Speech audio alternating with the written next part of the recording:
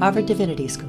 Christianity at the Crossroads, the global church from the print revolution to the digital era, February 9th, 2026. Welcome to this evening's faculty book discussion. We've been looking forward to this for some time. It's a privilege and a distinct pleasure to be with you here this evening for discussion of the new book of our esteemed colleague, David Hempton. This promises to be a truly enriching evening.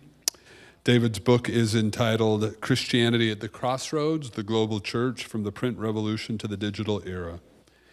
As many of you know, this book represents the full gestation of a series of innovative analyses of Christian history that David developed for the 2021 Gifford Lectures.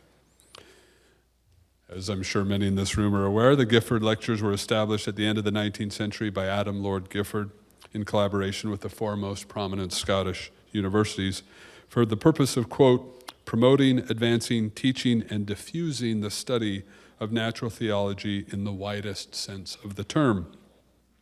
The lectures have a storied place in the transatlantic study of religion. It's where William James delivered his series on the varieties of religious experience, where Mary Douglas lectured on the claims on God, and where Charles Taylor introduced a secular age, and on and on and on. David's insight into networks, nodes, and nuclei of religious transmission maintains this storied tradition for the Gifford Lectures and will have an enduring impact on our understanding of Christian history and religious studies generally. I'd like to thank Professor Frank Clooney, Parkman Professor of Divinity and Professor of Comparative Theology here at Harvard Divinity School, who is the organizer of this evening's event. Frank had for many years been the driving force behind these sorts of opportunities to recognize and engage faculty books, and it's been so lovely to have that tradition resurrected. Thank you, Frank, for all of this, as well as for being one of the panelists in this evening's discussion. Frank also enthusiastically encouraged me to remind everyone that there is food just beyond these doors that you're welcome to grab. We appreciate that too, Frank. We are also most fortunate to have with us Professor Dana Robert, William Fairfield Warren Distinguished Professor and Director of the Center for Global Christianity and Mission at Boston University. Not only is Professor Robert one of the most influential scholars of global Christianity in the world today, she's also a longtime colleague and collaborator and friend of David Hempton's. So it will be a genuine treat to hear the conversation between them and with Professor Clooney. By way of more formal introduction, let me give you a sense of the three illustrious careers represented here this evening. Following the introductions, I'll invite David Hempton to the lectern for some opening remarks about the book. He will be followed by Professor Robert and then Professor Clooney, and then we'll open it up for a conversation. Professor Francis X. Clooney received his doctorate in South Asian Languages and Civilizations from the University of Chicago in 1984, and then taught at Boston College for 21 years before coming to Harvard. From 2010 to 2017, he was the director of the Center for the Study of World Religions here at Harvard. His primary areas of Indological scholarship are theological commentarial writings on the Sanskrit and Tamil traditions of Hindu India. He is also a leading figure globally in the developing field of comparative theology, a discipline distinguished by attentiveness to the dynamics of theological learning deepened through the study of traditions other than one's own. Professor Clooney is the author of numerous articles and books, including Thinking Ritually, Theology After Vedanta, Comparative Theology, Deep Learning Across Religious Borders, and his Hiding Places Darkness, a Hindu Catholic Theopoetics of Divine Absence. His most recent books include Reading the Hindu and Christian Classics, Why and How It Matters, Western Jesuit Scholars in India, Tracing Their Paths, Reassessing Their Goals, and most recently, St. Joseph in South India. During 2022-2023, Frank served as the president of the Catholic Theological Society of America. That same year, a beautiful Festschrift in his honor was published by Wiley Blackwell. As noted, Professor Dana Robert is William Fairfield Warren Distinguished Professor and Director of the Center for the Global Christianity and Mission at BU. She received her bachelor's degree from Louisiana State University and her MA, MPhil, and PhD from Yale University. Her research and teaching interests span mission history, world Christianity, and mission theology. She is a member of the American Academy of Arts and Sciences. In 2017, she received the Lifetime Achievement Award from the American Society of Missiology. An editor of the journal Church History, she has been the Henry Luce III Fellow in Theology, a senior research fellow at the Leibniz Institute of European History. Her books include Faithful Friendships, Embracing Diversity in Christian Community, African Christian Biography, Stories, Lives, and Challenges, Joy to the World, Mission in the Age of Global Christianity, Christian Mission, How Christianity Became a World Religion, Converting Colonialism, Christianity, A Social and Cultural History, and the now classic American Women in Mission, A Social History of Their Thought and Practice. She's on the editorial committee for the award-winning Digital Humanities Project, Dictionary of African Christian Biography, and the Journal of African Christian Biography. Under her leadership, the Center for Global Christianity and Mission at BU led the North American Regional Mission Study for the Commission on World Mission and Evangelism of the World Council of Churches, which resulted in a 2022 report, and the 2023 co-edited volume, Creative Collaborations, Case Studies of North American Missional Practices. Professor David Hempton is Harvard University Distinguished Service Professor and Alonzo L. McDonald Family Professor of Evangelical Theological Studies. He received his BA from Queen's University, Belfast, and a PhD in history from the University of St. Andrews, the very institution that fittingly hosted his Gifford Lectures, A Return of a Favorite Son. Hempton has published over 100 articles and book chapters and many books, including Methodism and Politics in British Society, winner of the Whitfield Prize of the Royal Historical Society, Methodism in Irish Society, which won the Alexander Prize of the Royal Historical Society, Evangelical Protestantism in Ulster Society, Religion and Political Culture in Britain and Ireland from the Glorious Revolution to the Decline of Empire, which was shortlisted for the Ewart Biggs Memorial Prize. The Religion of the People, Methodism and Popular Religion, circa 1750 to 1900, Faith and Enlightenment in the Short Oxford History of the British Isles, Methodism, Empire of the Spirit, winner of the Jesse Lee Prize. Evangelical Disenchantment, 9 Portraits of Faith and Doubt, The Church in the Long 18th Century, winner of the Albert C. Outler Prize of the American Society of Church History, and with Hugh MacLeod edited Secularization and Religious Innovation in the North Atlantic World. Finally, in a role for which many of us love and thank him, he served as Dean of Harvard Divinity School from 2012 to 2023. As Dean, he supported and celebrated the scholarship and accomplishments of many faculty colleagues. It is our joy now to return the favor. Professor Hempton.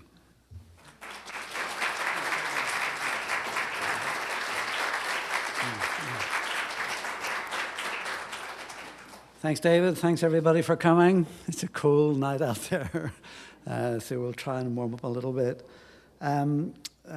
Just thanks for the opportunity to do this, and I'd like to just pay tribute right at the start to the help from the HDS community and wider Harvard that made this whole project possible.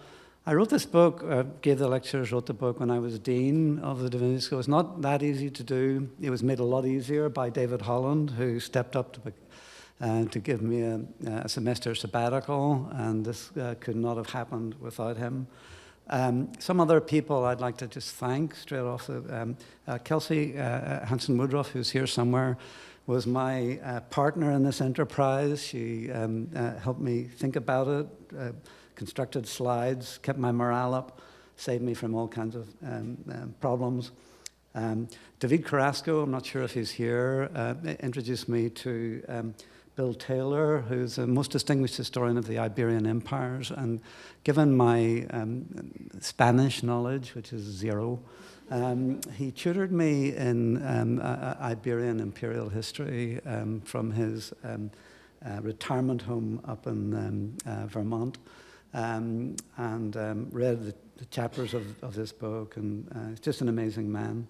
Other people read chapters in this community. Frank did, Anne Brody, Catherine Breakus, Michelle Sanchez, David Hall, dozens of students. And maybe a shout out finally to Dana Robert, who when I came to the United States on a kind of a strange mission in 1998 for 2 years to Boston University, and I'm still here, never could find the exit door.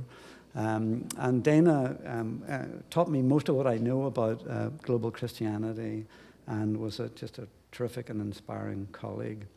So I say all of this not to suck up to people, but really to show that scholarship and knowledge is a collegial business. It's the thing I've really loved most about academic life. No one knows everything, and no one has the best ideas all the time. And it's just so refreshing. I mean, I learned so much from the students and classes, from the North American Religions Colloquium group of students, from other colleagues. So it's a genuine tribute to the university, which I know is under threat and dismay and denigration now. Don't believe it.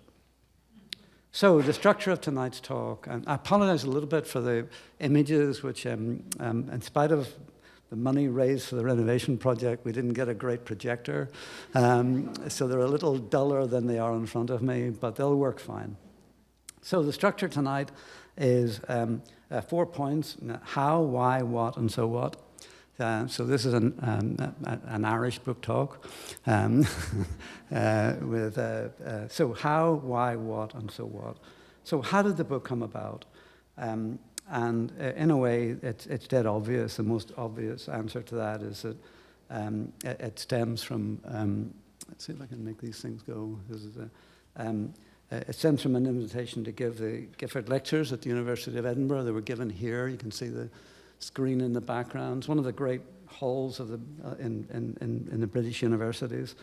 And as David mentioned, Lord Gifford, who set these up, said the lecture shall be public and popular.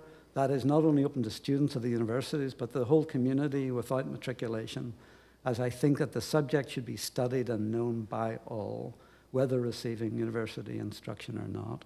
So it's part of the rubric to pick off a big topic, not just a tiny research thing, but to think of something bigger that maybe anyone would be interested in. So, of course, that's riskier because you're always stomping outside your comfort zone, but nevertheless worth doing.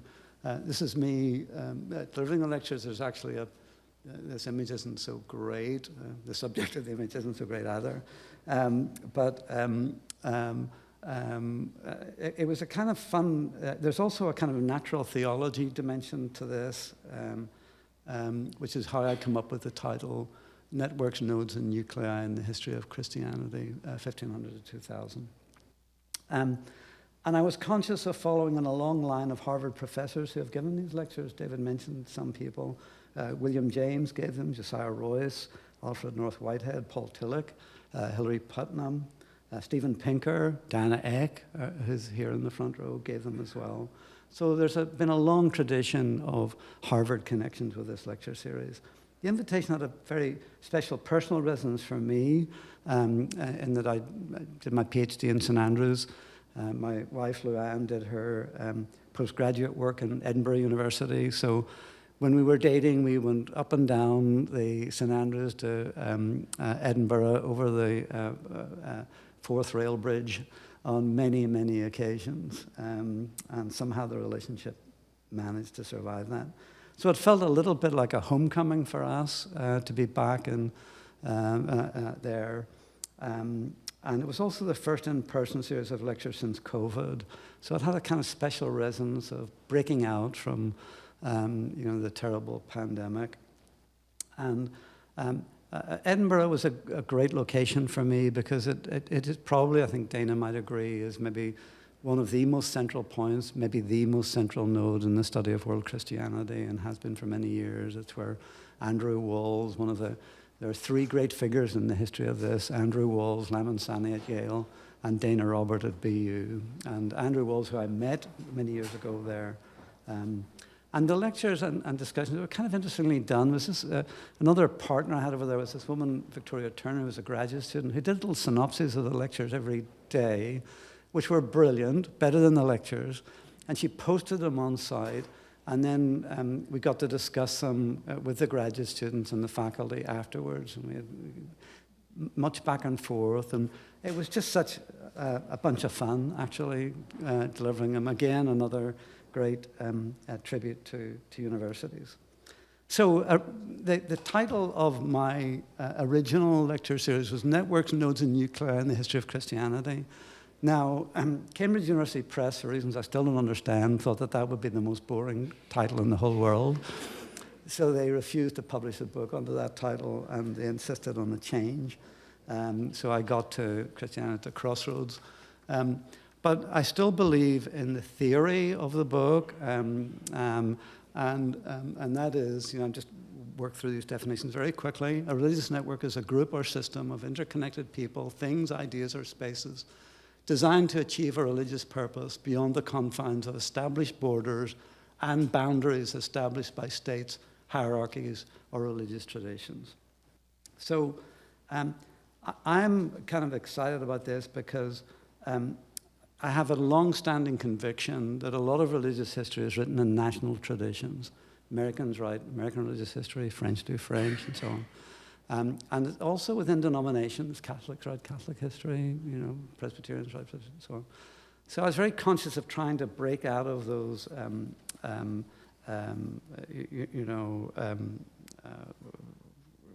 very artificial boundaries. And then a node is a point at which lines or pathways intersect or branch, a central or connecting point, something that, like a junction box in an electricity grid or something, and I'll explain a little bit about those terms as we go. And then finally, the nucleus, the positively charged center of an atom, or the very heart of a group or movement. So what is the kind of inner core of religious traditions that enable them to spread beyond conventional boundaries? Now, so how did I come up with this, or what were the histories of it? I had been given an invitation a long time ago and delivered a plenary address at the Scandinavian Society for Church History on the theme of international religious networks. And this became, if this was a proper projection, you would see this more clearly, but it became an important volume in studies in church history. And the main aim of it was to try and show that the Christian tradition has flourished around international networks, not just confined to nation states or particular denominations. And then soon after that, I read the book by a historian who I don't always agree with, a bit further right than I would be comfortable with, but a very distinguished historian. I'd known him a little bit from a previous life when he was at Oxford. And he wrote this book, The Square and the Tower.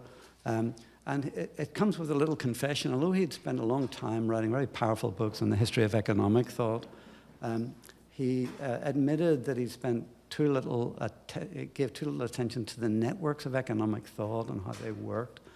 And it's a very powerful book by Niall Ferguson, a very bright man, whether you agree or not agree with him. So that was another influence.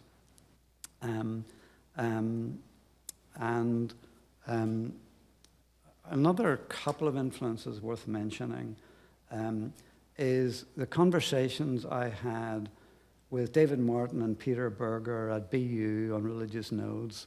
David Martin, Peter Berger, I'm sure everyone in the room has heard of, America's most distinguished sociologist of secularization. David Martin was Europe's most distinguished historian of secularization. He had a post in London School of Economics. He wrote The General Theory of Secularization. And a bit like Harvey Cox here, he began to rethink when he saw the explosion of Pentecostalism worldwide, and then wrote a different kind of book called The World, Their Parish, on Pentecostal growth. But David Martin, who I got to know very well, talked about these nodal junction places where things come together and something new happens. And we both thought of the old Fetter Lane Society in London, where all the revivalists and the German Pietists and the Scottish Calvinists and the people looking after the voluntary societies missionizing the American colonies came together in the 1730s. Or we thought of Azusa Street in Los Angeles and the Pentecostal explosions that come after that. And there are many other examples where something comes together and something new and dynamic. It's like a connecting joint. And then the final influence was from my favorite novel, Middlemarch, which, as you know, is a book by George Eliot designed to lay bare the structures of a provincial society. And she used it in order to construct this 900-page masterpiece of a local society. She looks at networks and spiders' webs, and she's all kinds of natural imagery of the interconnecting phenomena that construct a society.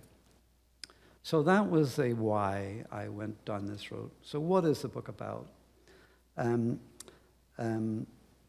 wanted to try and say something fresh about big things in the history of Christianity, like the Reformation, or the rise of missions, or the rise of the Western empires, or gender, or the rise of Pentecostalism, the fastest growing religious movement of the 20th century, or American fundamentalism. Where does this stuff come from that we're now all living through? And so on and so on. So I didn't want it to be just a kind of parish pump kind of book. I wanted to look at big things and see if there was a fresh approach to them. So I looked at religious networks in the Reformation era, the printing presses, the Jesuits, the Lutherans, the radical Reformation networks, the rise of Christian missions, Catholic and Protestant, and then the rise of religious networks in the Age of Empire, especially the Iberian and British empires, and so on and so on. And then I got really interested as I started thinking about this, and especially the natural theology dimension of the Gifford thing. And I started coming across these metaphors. Mycorrhizae, or mycorrhizae, or mycorrhizae, or anything you want it to be. But what these things are fungal nutrients that collect themselves around the roots of things, plants and trees, and they help plants proliferate and grow prolifically. And they're hidden from view, but they're absolutely vital. And they're especially vital in wildflower gardens as opposed to carefully tended gardens. So I began to think in this way about, the connections of things and wildflowers rather than tended.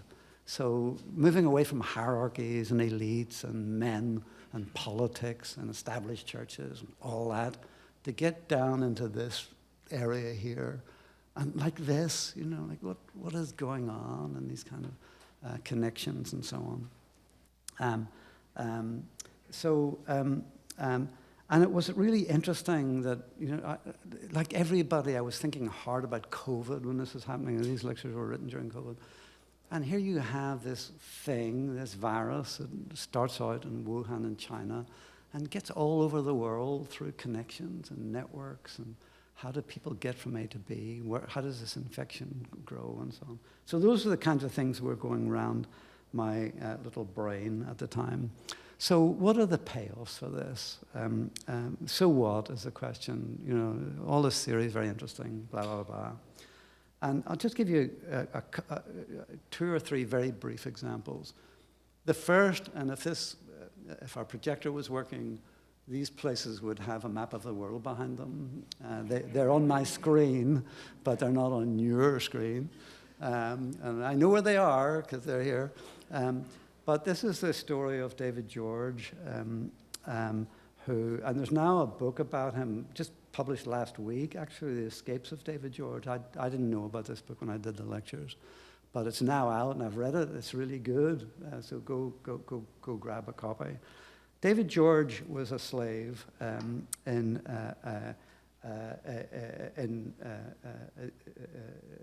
early to mid 18th century, and he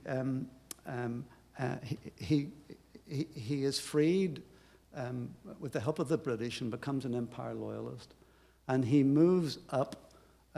So he founds the first Black Baptist church in the United States in Silver Bluffs, and he may well have been the first Black Baptist pastor in America.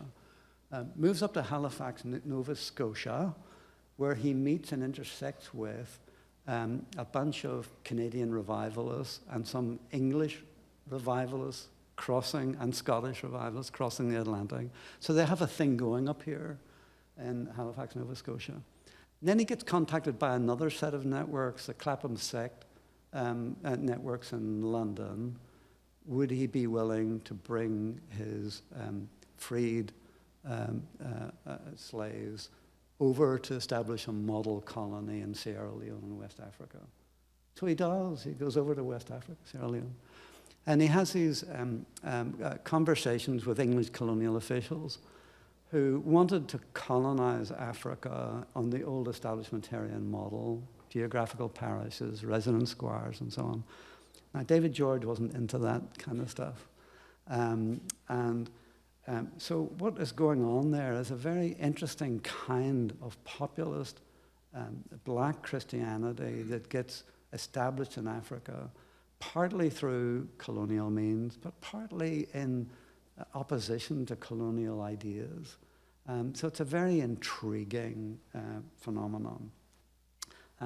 Another one that I'll mention briefly, another two with Harvard connections, Todney Thomas Kincraft. This is really, really interesting.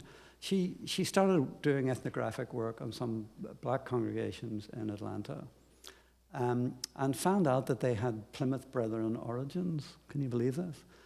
Plymouth Brethren were established in County Wicklow in Ireland in the 1820s. How come? So these missionaries get trained in Glasgow, they convert people in the Caribbean islands, and these people then move on to Atlanta. And in her ethnography, she found that you could trace all of these dimensions, the Plymouth Brethren side of it, the Middle Passage side of it, the Caribbean island side of it, and the Atlanta settlement side of it, so that we talk about the black church and kind of reductionist, but this is actually a very nuanced and interesting set of experiences. And then the other one there is a doctoral student of mine, one of the very finest doctoral students we've had here, I think, over the last decade, by Helen Kim, who's now at Emory University. Race for Revival, How Cold War South Korea Shaped the American Evangelical Empire. What she shows is in the wake of, after the Second World War and the Korean War, American evangelical voluntary agencies, Campus Crusade for Christ, World Vision, and the Billy Graham Evangelistic Association. These are three of the biggest voluntary organizations. All had parallel footholds in Korea, and they were going backwards and forwards to one another, and they were meeting in some American universities, Fuller and some other places. And again, you know, how Cold War South Korea shaped the American evangelical empire. When I was in South Korea, I visited the largest Methodist church in the world. How did it get there? You know, how did it get there? I mean, it started among tiny little religious societies in Oxford in the 1730s. Now, by far the biggest church in the world is in South Korea. So finding out how those networks work, you know, these voluntary organizations and so on, is really good. So a better understanding of religious networks. And then the final one, well, this would look better on a proper slide. Looks good on mine, but these are these Pentecostal networks through the Women's Aglow Fellowship around the world.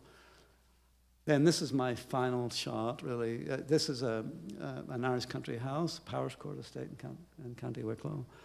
This is where John Nelson Darby and the Anglo-Irish elite invented American fundamentalism, or more or less. This is where the premillennial dispensational schemes got. So when you see bumper stickers, in case of rapture, this vehicle will be unattended. This is where it comes from. And it sounds really ridiculous to say it, like, how did this happen? Darby was an interesting figure, came to the United States 7 times, as did George Whitefield. All kinds of, I don't have time to go into all the networks that he used to propagate this idea of premillennial dispensationalism, which was embraced by American fundamentalism and still largely is, and helps explain a lot of things that I'd love to spend time on but won't. This is a grievance slide. These are the. So I started with my book, which I think so far has sold 4 copies, maybe 5, this is the best-selling book in the history of Oxford University Press, the Schofield Reference Bible, which is a dispensational premillennial annotated Bible. Saved Oxford University Press from disaster. The one on the right, the Left Behind series, has sold 60 million copies. 60 million copies. And The Late Great Planet Earth by Hal Lindsey, which many of you has also sold gazillion copies. These have had enormous impact on American Protestantism over many years. And my argument is that this started in the Powers Court estate in County Wicklow. There's lots of good books about that, actually. So, a few conclusions. I've already spoken too long, oh, for heaven's sake. So, what I've tried to write is a wild garden version of history with new insights and perspectives. One of the good sides and also one of the challenging sides of the lectures is that you were getting criticism in real time, straight afterwards. And I tried to be honest about that in my book, in the conclusion. Does this approach emphasize change at the expense of continuity? Probably. What is the relationship between Christianity and empire, between colonial control and indigenous agency? Very complicated. What about the medium and the message? How do repeated changes in communications media also change the message itself? Is Christianity a thing, or is it a tradition that is disseminated by all kinds of media, and the media change the message and the content? How useful is it to think of religious traditions as having nuclei? And who gets to define the nucleus? And this was pointed out by someone who, it was a kind of a gotcha moment, which I get, that in a sense the nucleus is created by elites, or can be, Luther's Reformation or whatever. But I'm kind of arguing that there is a nuclei that is embraced by people that transcends the initial definition and becomes a way of life in interesting ways. And then finally, does this method have wider applications? What was fun to me was to meet up with some of my colleagues who are scholars of Islam and other religious traditions who felt that, this could work for them, that this also has a certain appeal. So anyway, I'm going to leave it there. I've talked too long already. And I'll hand it over to Dana.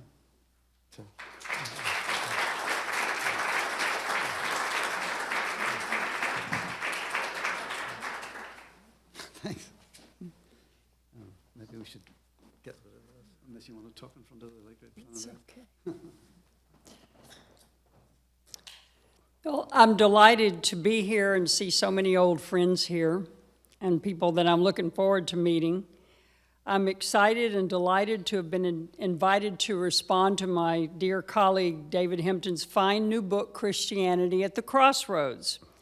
As is typical of David's work, the writing is elegant, yet clear. The bibliographical dexterity, as we've seen, is impressive, and the core concepts are memorable. The major contribution of the book that resulted, as we've already heard from the prestigious Gifford Lectures, is his tracing of 3 concepts, nuclei, nodes, and networks, as a foundation for threading the needle between theory and narrative. He's trying to kind of go between those in the history of Christianity as a global religion. Hempton plays with nuclei, nodes, and networks within extensive case studies bracketed between the time of the print revolution of the Reformation era to the digital media revolution of the present day. His hoped-for result is the construction of a theory of, quote, transnational religious change, close quote, that illuminates modern and contemporary Christianity from a global perspective. Hempton's alliterative framework will be especially useful for pedagogical purposes in teaching about the movement of Christianity as a force outside the four walls of the traditional church. And that was his goal, to look at things from outside the traditional church. With the mind of a social historian, he's interested primarily not in institutional or organizational history, but with what he calls wild plants, the rhizotomous networks developed beyond the control of established nations, denominations, and other relatively fixed entities. Hempton embraces the transnational nature of Christian networks as an alternative to traditional church history that he claims has, quote, mostly written within national, denominational, or institutional frameworks, mostly been written within those frameworks, close quote. Consistent with his previous work, he has a special fondness for popular religiosity developed by lay activists. So his work has little in common with classic texts that prioritize doctrinal disputes or controversies between bishops and kings. Now, I was greatly enjoyed reading this book on multiple levels at once. And one of the great gifts of all of Professor Hempton's work is this nuanced and complex ability to be both simple and to tell stories and to have multiple layers. So I was reading on several layers at once and enjoying that greatly. But to look at the antecedents of the questions he asked, though, I want to return to 1925. So I'm going to respond to the book on several levels. In 1925, a young Baptist former missionary turned mission professor at Yale asked very similar questions and launched what we now think of as world or global Christianity. As in our day, Kenneth Scott Latourette was writing during a period of both global awareness and of intense national and ethnic reaction against globalism. Now, one difference, of course, is that Latourette is looking for the grand theory, the big theory, and he wrote multiple volumes teasing this out. Well, we're no longer in an era of consensus history, and so David Hempton's book does not strive for consensus. It's looking more at processes than some kind of grand consensus theory. But Latourette's questions were haunting me over and over as I read David's book.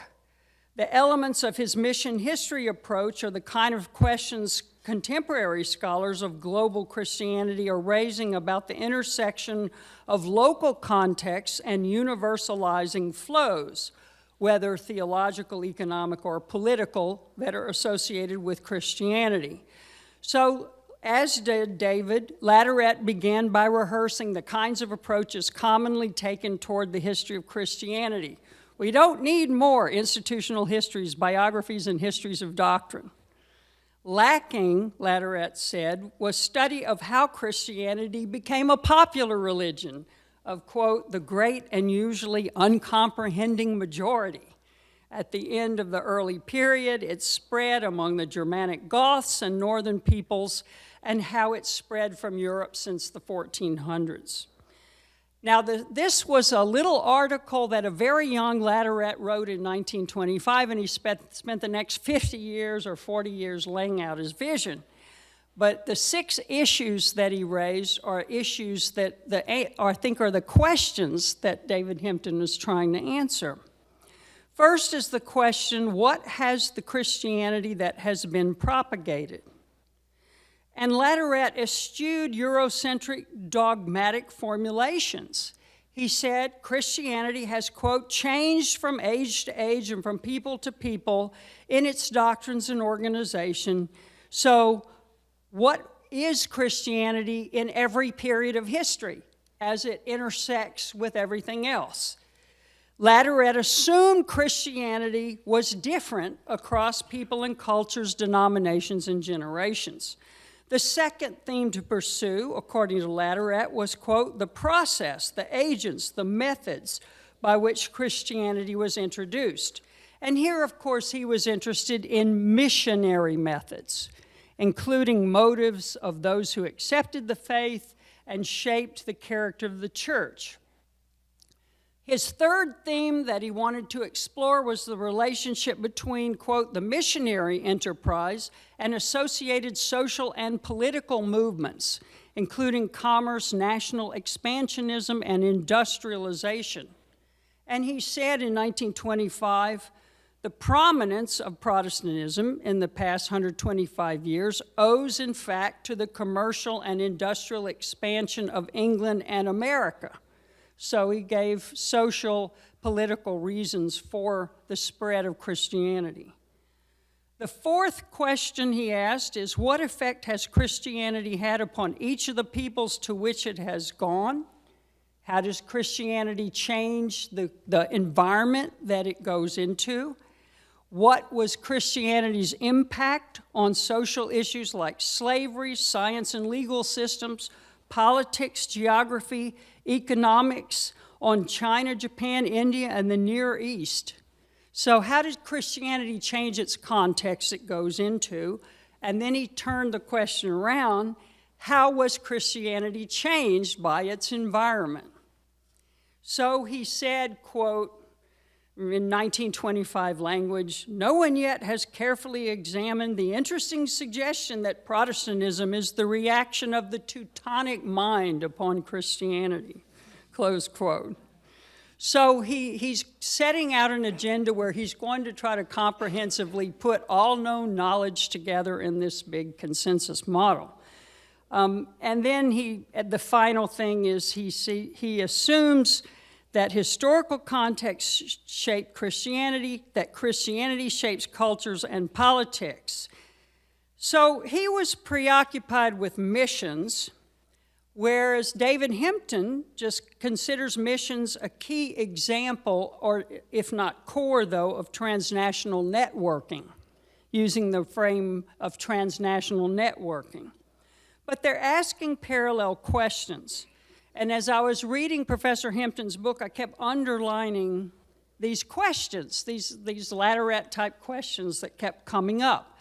So in David's chapter on New Spain and Africa, he asks how the Christian encounter created a new world both for indigenes and for the Portuguese and Spaniards. He developed how religion in colonial societies was pervasive and, quote, central to practices of control and resistance. In other words, how did Christianity change the world, both for locals and those who brought it? That it's connecting these two. You see, these are questions, these are big questions of connectivity is what they are. How is Christianity linking the indigenous people and the people who bring it? He asks in his chapter on the Protestant International, similar to Latourette, who was asking the question repeatedly, how does theology affect nations? David Hempton develops how transnational theological trends were cultural shapers on the American Republic.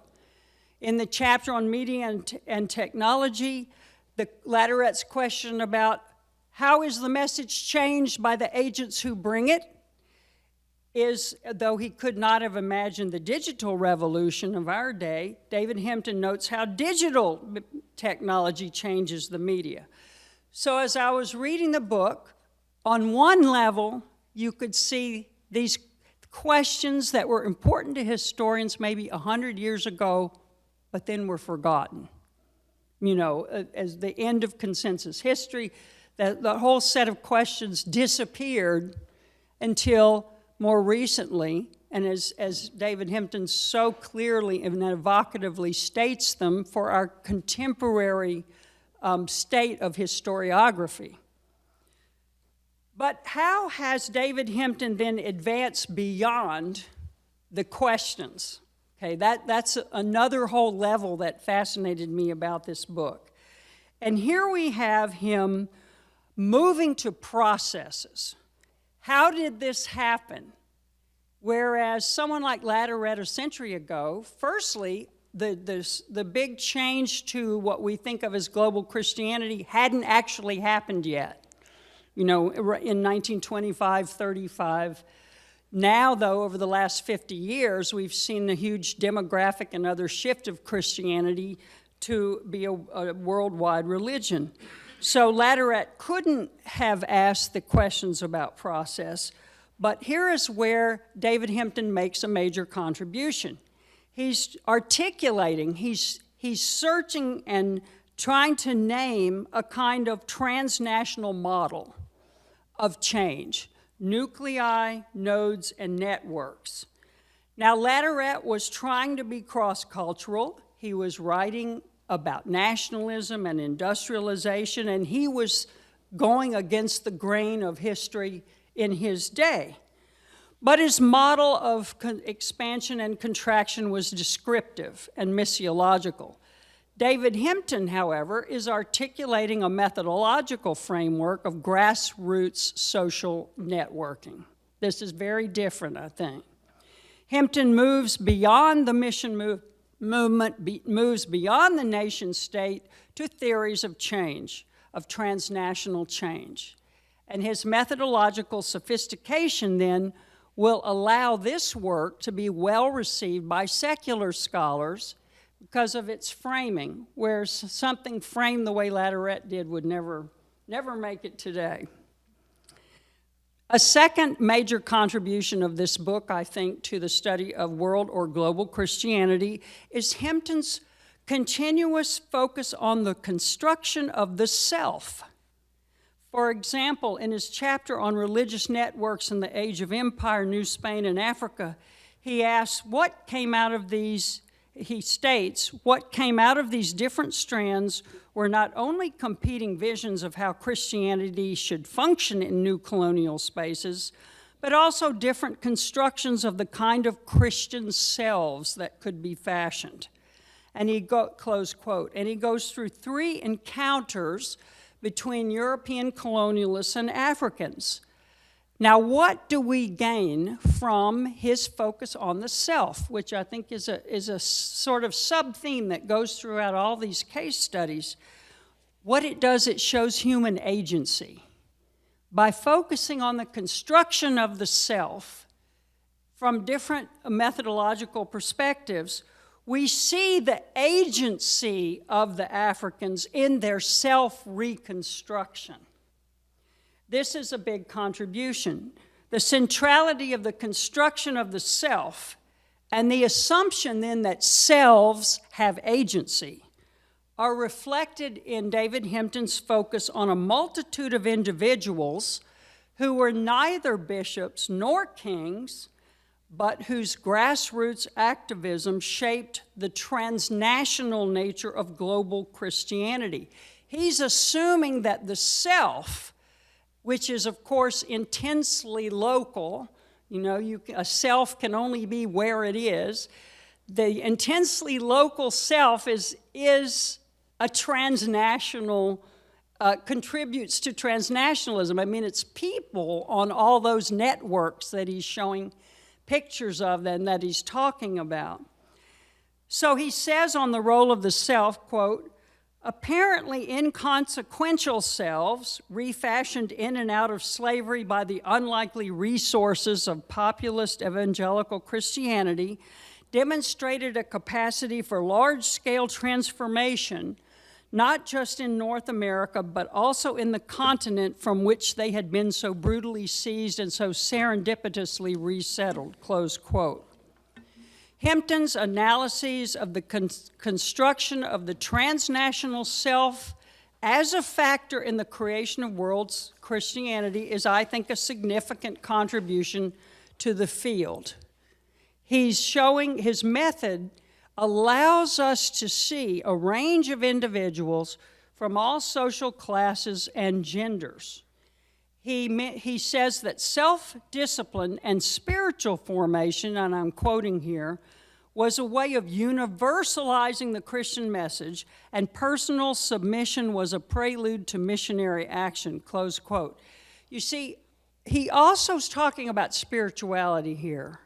And when you're trying to understand the voice of the voiceless, spirituality is a way in where religious history is a major contribution to seeing the whole self, to seeing people's own view of who they are in relation to the other, whether it's a transcendent other or an immediate other or an imagined other.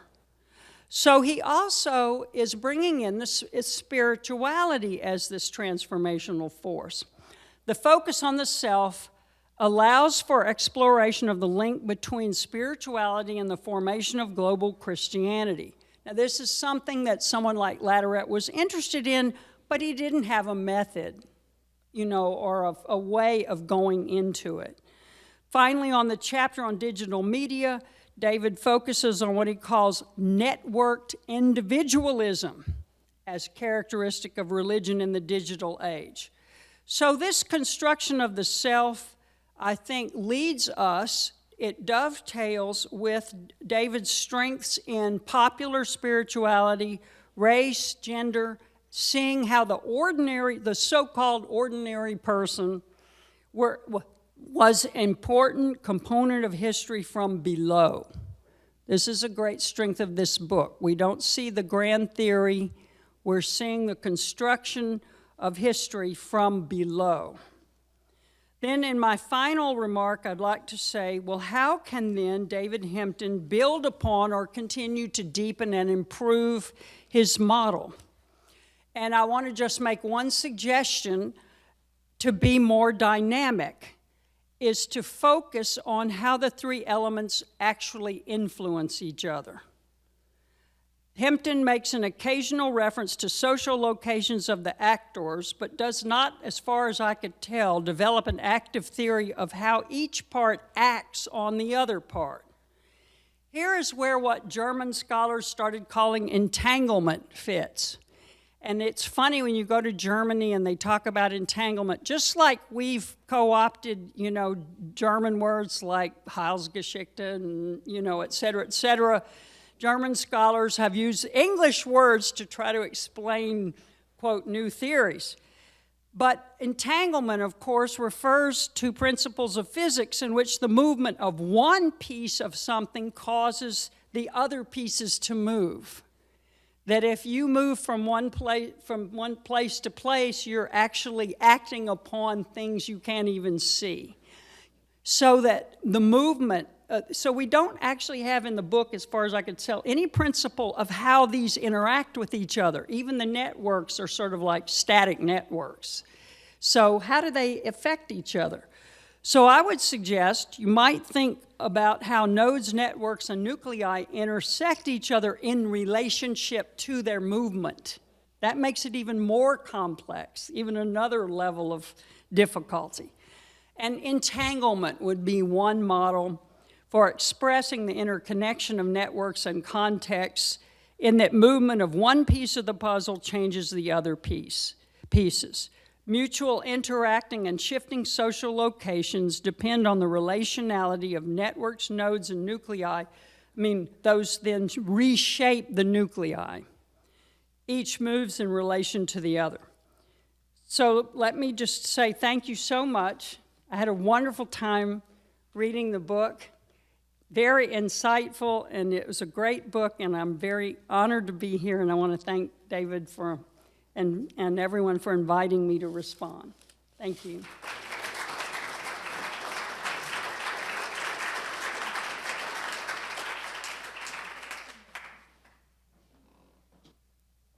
I was wondering if we could put this back to one of the earlier, maybe the cover of the book, instead of these books that sold better than ours. How's that? Okay, we'll stay there. So I likewise thank you, David, for the invitation to be a respondent, a discussant of the book. It's an honor for me. I learned so much in the process when you were writing it and knowing how you were juggling being dean and writing this book and traveling all these things at once. And then reading it, the magnificent result of it has been very edifying for me. But before I go any further, I want to thank two people who haven't, I think, been properly thanked yet. First of all, David Holland, thank you so much for stepping in to chair this event and to be such a gracious host. I really appreciate that. And then somewhere here is Kate Royce in the back. Kate was behind the scenes on everything from the refreshments to the setup of the room, working with Christy Welsh to make the poster, and on and on and on. So thank you, Kate, for all you've done for this. 10 years ago, I was part of a project with Felix Wilfred. Felix Wilfred was chair of the Department of Christianity at the University of Madras for many years. Tragically died abruptly of a heart attack about 2 years ago this time. But about 10 years ago, for Oxford University Press, he edited a volume called Handbook of Christianity in Asia.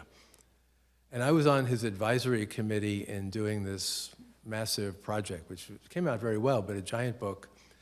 But it was the hardest thing to get either the editorial staff, his advisors, we'd meet in Frankfurt every once in a while, but the contributors, to talk about music in Christian Asia, or art in Christian Asia, or the interpretation of the Bible in Christian Asia. And people are kind of flailing around and kind of figuring out, that's too big, we can't talk about that. I'll just do this, what I know best. And if only we had had your book, David, to give to everyone on the editorial committee and then all the contributors, and we would have sold more copies. It would have been wonderful to help the book, because the breadth, and Dana said this very well, I mean, the breadth and the subtlety and the fluidity of your model enables us to think big while also holding on to details. And I think that's a wonderful thing that you've achieved. I have lots of small questions that I'll just, one of them I'll just throw out and then keep going. I'd like to hear more about the nucleus, because it comes up a number of times. The book tends to go more towards the networks. At one point on page 2, the nuclei are the inner DNA, the memes of religious ideas which enable them to be transmitted way beyond their point of chronological and geographical origin. And I'm just wondering, and we don't need to get into it tonight, is that something like the revelation or the original genius of the founder? What is the nucleus? Like, what is that which then expands and opens up? And I may have missed it, and you can point me to the page, how that comes out. And then thinking parallel-wise, other religious traditions perhaps are much more network and much less nuclei. So Hindu traditions are often seen as the great banyan tree with many different roots. Perhaps there's something about the pulse from the nucleus to the network that is kind of strongly expressive of Christianity, perhaps of Islam too. And to think more about that and say more about that, I think would help. Something, building on all the things that Dana has said, one of the things I like about the book is that it's so candid and down to earth. I mean, you have no pretensions. I am giving the Gifford Lectures. I am Dean of Harvard Divinity School. But rather, I tried this and that didn't work, and then I tried that and that didn't work. There's one point in which you're talking about the cult of the Virgin Mary at Guadalupe. And I think you actually say something about, I wanted it to come out this way, that there'd be like these places like Guadalupe and several others that then would somehow dominate the landscape. And then realizing, well, that model didn't work. And I could either make it work by faking it, or I could just, let's move on to a different topic. But what you say at that point, I realized that Guadalupe is a network that pluralizes rather than centralizes, to quote, a loose federation of sensuous devotional sites dedicated to images and apparitions of the Virgin Mary, Christ and the cross, and the saints of the church. And I think there's a wonderful insight into Roman Catholicism, and maybe the Orthodox traditions as well. How does this hold together? There's sort of like the papacy and Rome on the one side, and the Virgin Mary on the other side, always popping up in the unexpected places. And that's one thing. But the fact that you could admit that and see that that kind of dynamic is part of the project, I think was a wonderful thing. And how this works out, in terms of what doesn't quite fit into the networking model. And again, I may have missed some of these things. I see Leah Rumsey here, one of my doctoral students who's going to finish any day now, talking about Coptic Christians in Cairo and Presbyterian missionaries, and the encounter and the kind of improbable way in which the Presbyterians are, with all goodwill, bringing education, bringing models of study to Cairo, and then they're kind of distanced and outrun by the Copts. And that now carrying over to this country, the Coptic churches are flourishing, the churches are too small, you can't get in. And the kind of dynamic of learning back and forth from the Copts of all people who've been there sort of since the beginning of Christianity, long before the printing press, and they'll be there, at the end of the digital age, whatever that might be. How do these churches that are sort of always just been there, and they may be local, but they spread, what is their role and how do they fit in? Are they a different network or part of this network? And someone here is Akhil Thomas, another student who's moving toward finishing, who works on the Thomas Christians of Kerala and the churches in Kerala, the old churches that were there, tracing themselves back possibly to Thomas the Apostle, there long before the Portuguese showed up, before the Jesuits came and started trying to squeeze them into Roman Catholicism, and then flourishing in their own way, using Western Christianity in ways of expressing their own dynamic. Again, very old, imaginative, and Akhil has done work on the Thomas Christian community in Chicago, and what's happening when the old churches of the East move west. And so that fluidity, can your model take that into account, that things that were there before the printing press continue to be there long after the printing press, and they're doing new things that were not anticipated by Roman Catholics or most Protestants as well. Unsurprisingly, since I devoted my life to doing work interreligiously, studying Hinduism, working on Christianity in India, mainly in light of the Hindu gift and the meaning of the larger continuity of Hinduism there, it seemed to me that what you're doing with the nuclei and nodes and networks can and should be expanded interreligiously. I mean, it just makes perfect sense to say that if this is working for the Christian, then of course for other religious traditions it can be really helpful for them in modeling how to think about where they come from, what are their starting points, whether they really have nuclei of the same sort or whether they're growing on their own terms. But also to realize that when Christianity was expanding itself, let's say from the printing press on, they were meeting other traditions that were also expanding themselves and adjusting, in part wondering, like, who are these Westerners who've shown up? What are we going to do about them?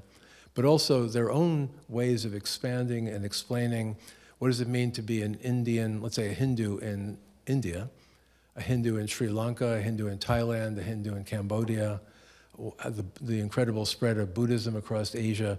How would it work out? And I think your model would be really helpful to be thinking about the development or the tension between the nucleus and the network back and forth. And all of that, I think, is very productive. And then when it comes to the nodes, that the nodes are not simply native peoples in some vague sense meeting Christian missionaries, but it's cross-lining, the image you had up of the trees, all the tangled roots. You have Islamic networks intersecting with Christian networks, with Hindu networks, with indigenous peoples of Africa or the Americas or Australia, all these networks intersecting. And I think it would be sort of a friendly development, as Dana was giving you at the end, to be thinking about that these traditions are growing too. They're not simply waiting for various kinds of Christianity to show up, but they were already dynamic before that, and they're already dynamic during that period, and they're continuing to grow. And so when we talk about, rightly talk about the global Christianity, the Christianity of the global South or the global East, we're also thinking about you might say, the Hinduization of the United States, or the incredible growth of other religious traditions here in an unprecedented way that are changing what it even means to be religious in North America. And Diane is a pioneer in writing about this. All of that is going on at the same time, and someone can just throw up their hands and be bewildered. But I think your book gives us a way of thinking about how to make that hold together much better than before. Sorry, I missed that. So all of that, I think, is something to be thinking about as well. And the networks, I think, I have examples here on the page, but I won't go into them, like Matteo Ricci and the Jesuits in the Chinese court. The Chinese were masters of networking and masters of building messages and continuities across Asia. Or the Jesuits in India, Robert de Nobili and the other Jesuits who had been arguing with the Lutherans in Europe about idolatry. Both the Protestants and Catholics get on a boat and go to India and then try to figure out, oh my God, there are actual idolaters here. What are we going to do now? It's no longer a theoretical question. Or all the way up to, you have a lovely passage, brief in Lamin Sani's work about Sierra Leone and the Yoruba pantheon, the way in which Christ was happily added to the Yoruba pantheon. And what did that mean in terms of how one would think of Christ? Now, isn't it not simply interesting? Oh, isn't it interesting they did that? But isn't it also we learned something different because now he's been a node in a different network, and then that, in effect, then begins to change the way the original Christian network begins to work.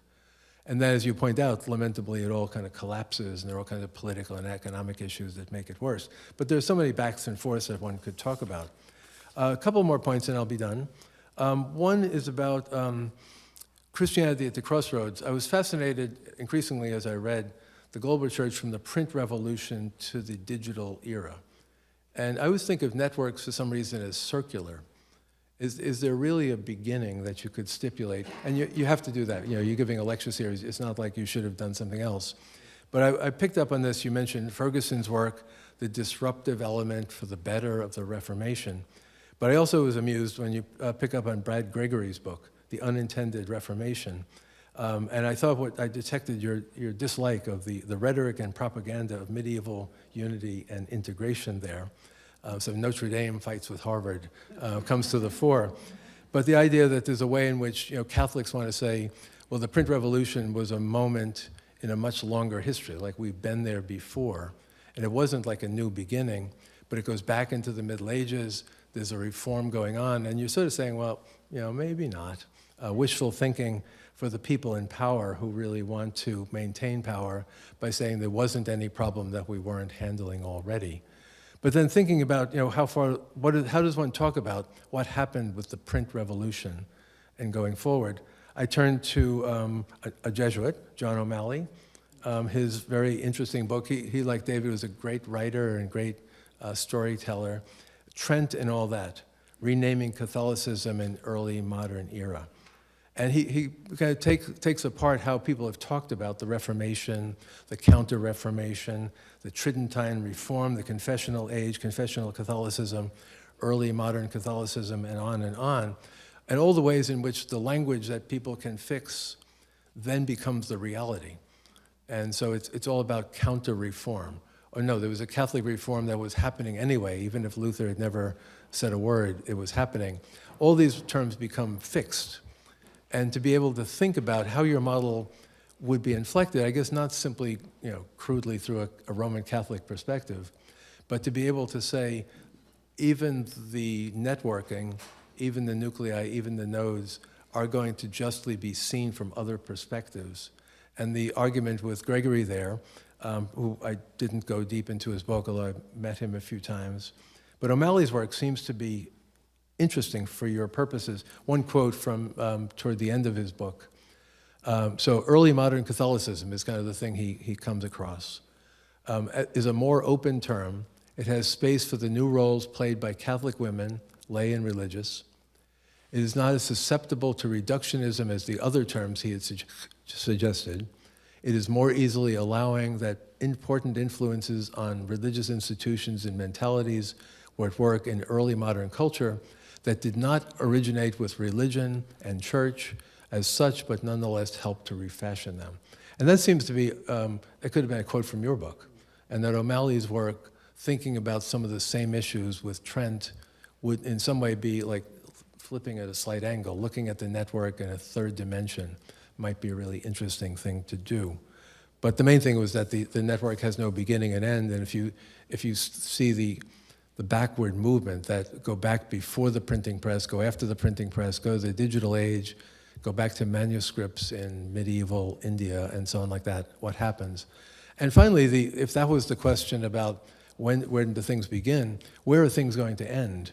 And I was amazed, sort of, or impressed at the end of the last main chapter on the digital age. So before your conclusion, you have like a balance sheet at the end, like where does this leave us in the digital age?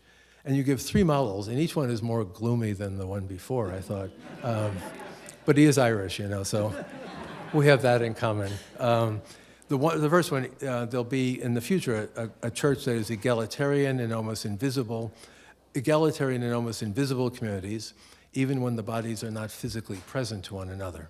So there'll be something new going on, communities that cannot be seen in the flesh, but are happening and are important. The second model is a little bit gloomier. The social media business ends up with the fracturing of our empathy and spirituality, and that things begin to break down. It's not enough to be online. It's not enough to not get together, but is this helpful? And the third one, you quote a Byung-Chul Han, scholar, I guess, of this very kind of thing, talking about simply the atrophy of community. And to quote him, to quote you, I'm sorry, a Christianity shorn of its distinctive rituals and its capacity for fellowship, striving to retain much of its historical attraction beyond the atomized loyalty of wired individuals. And you just end the chapter with that. And it doesn't say, oh, God forbid, that's not true, that'll never happen. But it's sort of like, there we are. And I'm wondering, and this may or may not come up in our discussion, is that sort of where you see things heading, or are you, I assume you're more optimistic, but there's a certain charm to being really pessimistic at the end of all this. So thank you, David. Thank you all.